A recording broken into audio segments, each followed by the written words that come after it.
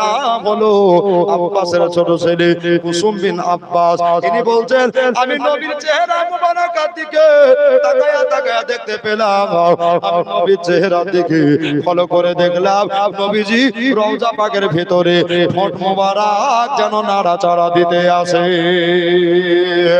কি ব্যাপার, নবী হয়তোবা কিছু বলছে নাকি?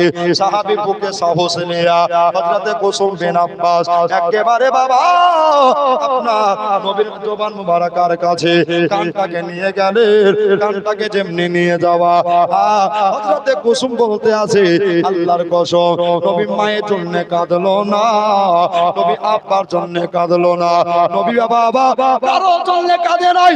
নবী রওজা পাকের ভিতরে রব্বি হাবলি উম্মতি রব্বি হাবলি উম্মতি বলে কাঁদতে আছে। নবীজি এখনো কাঁদে।